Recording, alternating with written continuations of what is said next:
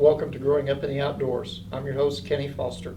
I have a very special guest with me today, Mr. Jim Lawrence. Jim is a flight nurse with Cox Air Care, and he is also a deputy with the Greene County Sheriff's Department. Jim, welcome to the show. Thanks. Today we're going to talk about hunting season. Hunting season is right around the corner. There's a lot of things that can happen during hunting season. Majority of the time, all we hear about is the accidental shootings or the falls from tree stands. Jim, there's a lot of other things that can happen. What have you seen in your years of experience? Well, you bring up a great point because there are a lot of things that happen every year. We always hear the sensational things, the shootings that result in a tragic death or a fall that may happen in a tragic death. But there are a lot of other things that do occur that people, the news doesn't pick up on always, and they can be pretty devastating to a lot of the people. People do continue to shoot themselves, and maybe it's not a fatal wound, but it can be a devastating wound where they may end up paralyzed either from the neck down, the waist down. They can lose limbs from the amount of damage, depending on the type of caliber of the weapon or the type of weapon, but also the falls. They are a big part of it, that people break arms, they break legs, they break ankles, they break necks, they break backs, and it can be from simply misstepping, it can be from sleeping. There's multiple ways, and everybody is well aware of what happens. That's no secret. But I think we miss the fact, we like the sensationalism that we hear and the unusual things that happen, and we get bored with the continuous, what seems to be routine injuries that we all know is a possibility with hunting. And I think people need to be more vigilant and understand that they may not be newsworthy, but they can be just as devastating to you or your family. I've been out the last few weeks putting up tree stands, getting my places and everything picked out for my blinds. And I cannot count the copperheads I have walked over or walked upon. In 2010, I was snake bit twice in the same year. Didn't think that would ever happen again. Luckily and everything, I wear snake-proof boots. I've been out doing things I shouldn't have done. I've been hanging tree stands 20 foot in the air by myself. Nobody knew where I was at. How important is it to let your family know where you're going to be? Well, I think that's one big key that is underscored, I think, throughout. And I think people need to understand when you start your thoughts of hunting season that we think of a plan and we make sure that people around us know that plan, such as where you're going to be, what kind of time frame are you going to be out there. The Missouri Department of Conservation has a great website on hunting and hunting safety tips, and even a printout plan, a form of filling in the details and making sure somebody knows where you're at. But I think we limit that to the hunting season, and just like you have stated, there's a lot of preparation that should be put into your hunting trips. Not just the kind of gun that you want or the caliber, but where you're going to go and seeking permission to go and putting this all down, a phone number. Maybe you'll have your cell phone that you can communicate. Hopefully you do. Again, depending on where you're at, is that cell phone able to be a benefit? And I think people need to plan and try these things out before they get into a situation, because we all do things that we look back and kind of think maybe we should have done it a different way or had some help. I preach safety, and I'm just as guilty as anybody as not following what I preach sometimes, and trying to think more about it now that I'm getting older. And then I've got a son who's following my footsteps, trying to teach him the safety points. So getting a little more conscientious about what I'm doing and how I'm doing it, and with my age getting to be where it's at, I need to think a little bit more about that. Another thing with hunting season, fall, winter's right around the corner also. How important is it to dress for the occasion, dress for your trip? I think it's very important. Things can change in a moment's notice, and my personal example I always think of that changed my whole philosophy. I used to go to Colorado every year and hunt.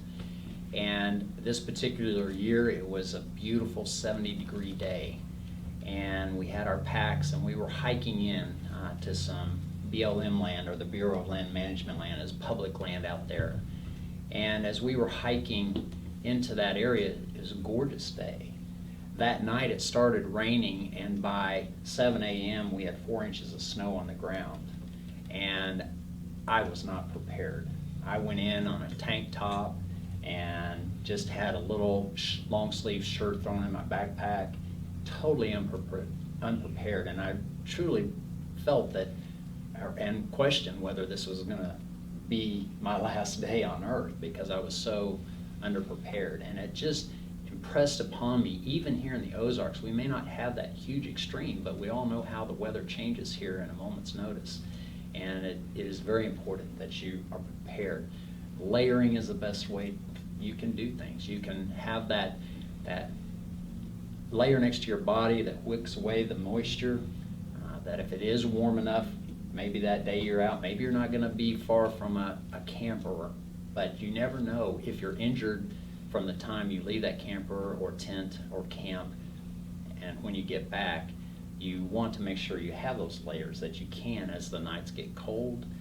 Maybe the weather does change, and maybe it's several hours before somebody locates where you're at, which is very a possibility in the Ozarks with the denseness that we can run into in the woods.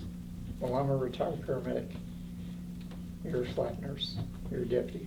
We should know better than anybody to prepare for the elements. Exactly. And we forgot Exactly. many times to do that. We're all vulnerable. We all sometimes don't think, and hindsight's that always 20/20, as they say. But we need to work hard to plan and prepare for anything. Be that Boy Scout mentality that many of us have been exposed to in our life.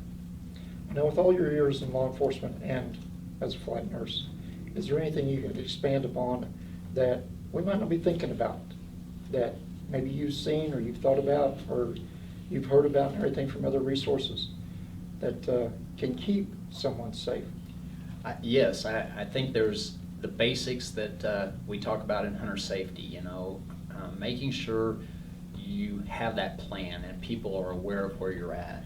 Having things on you, whether it's a cell phone and making sure it works where you're going to be hunting, but also even the personal locator beacons that are available out there, I think is an excellent opportunity. We always think about in the big areas, the Colorado, the Montanas, the big open spaces. But these personal locator beacons, you register with the National Oceanic and Atmospheric Administration, and they have it, and it's a signal that goes to the emergency channel, a satellite signal, and it's picked up by anybody, and it's universal. And we can use that here locally as well. And I think people just tend to think that, well, I'm in the backyard, I'm on my uncle's 400 acres, I'll be safe, I'm not that far from anybody. But I think people forget that it's easy to get turned around. And I think the number one thing I see more than gunshot wounds or falls is people getting lost and disoriented for a time. And I think it's important that you are prepared if you do get lost, whether it's here or in a larger arena, that the STOP acronym that we hear about, to stay put where you're at, sit down, gather your thoughts, calm yourself, think about what you're going to do, observe what's around for fuel, shelter, and then plan, and do that before it gets dark. Try to maintain that sense of shelter and security. Well, when they're out, if they do have an emergency, get hurt or become ill, what is something that could help speed up the process of getting them help and getting them to where they can be treated? I think the number one thing is going back to planning. I think it's making sure people know where you're at, number one. Number two is having that access to emergency response management, whether it's a phone, whether it's some type of a beacon, whatever it is, that people can contact you if you're not showing up within that plan. Thank you for joining our show, Growing Up in the Outdoors. I'm your host, Kenny Foster. I appreciate having Jim on the show today. I hope we brought you a lot of information that will help keep you safe during hunting season.